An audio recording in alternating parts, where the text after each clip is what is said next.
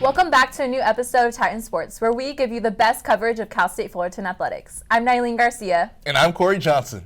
Cal State Fullerton men's soccer traveled to the East Coast for a 2-game road trip. But unfortunately for the Titans, they would suffer back-to-back shutout losses. Their first loss of the season coming at the hands of James Madison, where they lost in overtime, and then a 2-0 defeat against the defending national champions, Maryland. Fullerton will look to bounce back and get in the win column as they kick off their Big West Conference play on the road against CSUN.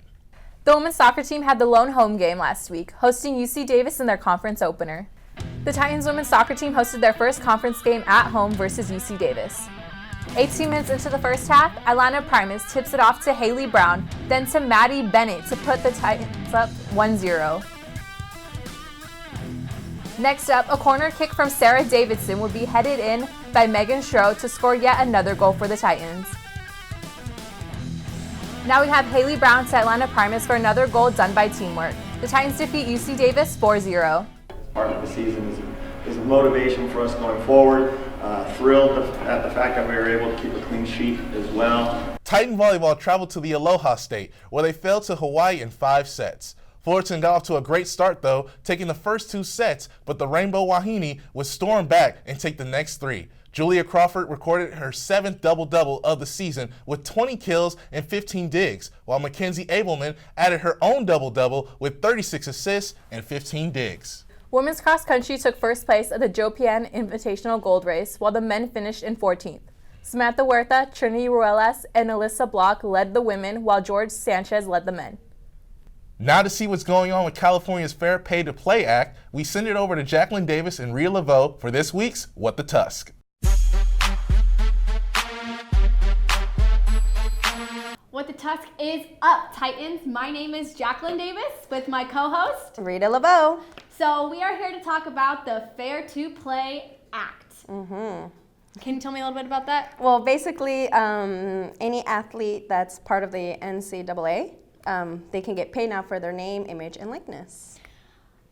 Now, when it comes to the NCAA, I have a little bit of a problem with this just because I think that when you are a part of a team and you represent that team, you want to get a national championship. And that's what it's about. Of course. Because the Fair Pay to Play Act is all about you're not going to be able to get a championship anymore, is what they've been saying. And so I know like LeBron James and there's a lot of players that are totally okay with it. Yes. Which, I mean, I can see that from their point of view because they didn't have the time or the money to actually go get a job and it wouldn't benefit them and their families during that point in time. But at the same time, it kind of just messes with everything else. Well, my biggest concern is the scholarship because, let's just pretend in a world of make-believe when Tim Tebow, he's a Heisman recipient when he was playing with Florida, so if you're getting paid now, do you still receive a scholarship? Because that was the incentive, wasn't it? Oh, yeah, no, of course. When you are getting a scholarship, that's the whole reason why you go, because you want to be able to get that scholarship, to get that diploma, because then you can get you don't have to pay for school in the first place, so now you don't have to pay for school, and on top of it, you don't have to you get paid for everything. And that's the thing, it's a full ride scholarship. It's not like a half ride or 25. It's a full ride. Exactly. So do you still get that? Do you get the scholarship and you get paid at the same time? That's kind of what everything is boiled down to, because especially when it comes to the championship, are they eligible to get the Heisman Trophy now? Because they can't compete for a championship. No. And what is it? California is going to go into effect in 2023. And then a couple of other states like Florida and North Carolina. North Carolina want to do it in 2020? Yeah. So now they're drafting up. They're drafting up a bill to try to get it passed in their states. But then here's my issue. California isn't going to get it passed or it's not going to go into effect in 2023. And then here we have 2 other states that are potentially going to get it infected next year. So then now you have where it's a bonanza where it's okay, do I want to go to Florida? Because Florida, let's be honest, Florida, Alabama, and well, yeah, because there's 2 states and there's 2 huge schools in Alabama, Auburn and Alabama. Exactly. So it's if they were to go into effect in 2020, that would screw everything else up because Alabama is a huge school that holds so many titles. Exactly. So the SEC would be affected right then and there. So it's like, in that instance, do we still do the championship? Like, the NCAA really needs to think about everything that's happening, because yes, California wants this to happen, and yes, it would be awesome, but at the same time, it's screwing with everybody else. And then here's my thing, why wait until 2023? A lot of people are allegedly claiming, supposedly, that's the year where Governor Newsom's going to be, running for re-election. I would like to hope that's not the case. Yeah. But then the problem is there's a 3-year gap that other states can jump on this, and what if they get it passed sooner than us?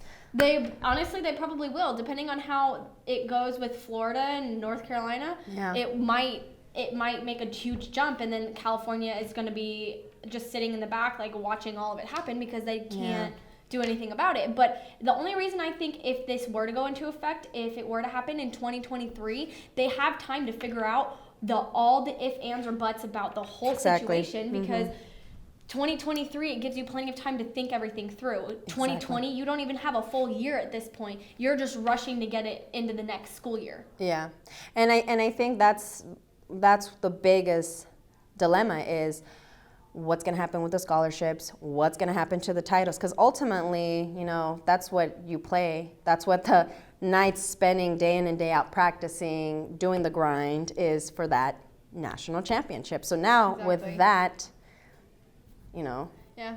Well, I guess we're going to have to wait and find out. We're going to have to wait. But for now, I'm going to throw it to Elizabeth Williams with this week's Titan Timeline. Thanks, Jacqueline and Rita. Welcome to this week's edition of Titan Timeline. Men's soccer heads up north to play their first conference game against CSUN on Wednesday, October 9th. Then they return home on Saturday, October 12th to play UC Santa Barbara. Women's soccer will try to stay unbeaten in the conference with the next 2 away games on Thursday, October 10th at Long Beach State and Sunday, October 13th at UC Riverside. Women's volleyball is looking for its first conference victory of the season on Saturday, October 12th at UC Irvine. Women's golf travels to Lakewood, Washington on Monday, October 14th and Tuesday, October 15th to play in the Pat Lesser Hard Bottle Invitational, which is the last tournament of their fall schedule. That's our list of events for this week's Titan Timeline. I'm Elizabeth Williams. Corey and Nylene, back to you. Titan Baseball's very own Justin Turner contributed in a big way for the Dodgers in Game 3 of the NLDS, with this 3-run home run to help pad their lead against the Nationals. The Dodgers would go on to win 10-4 and are now 1 win away from their 4th consecutive NLCS appearance. Well, folks, that's all we have time for today. Thank you for tuning in to today's episode. You can watch our past episodes and game highlight packages on our YouTube channel. Make sure to like, comment, and subscribe. Don't forget to follow us on Twitter and Instagram at CSUF Titan Sports, and like us on Facebook to stay connected with us. On behalf of all of us here at Titan Sports, I'm Nylene Garcia. And I'm Corey Johnson. Remember to keep those tusks up, Titans, and we'll see you next week.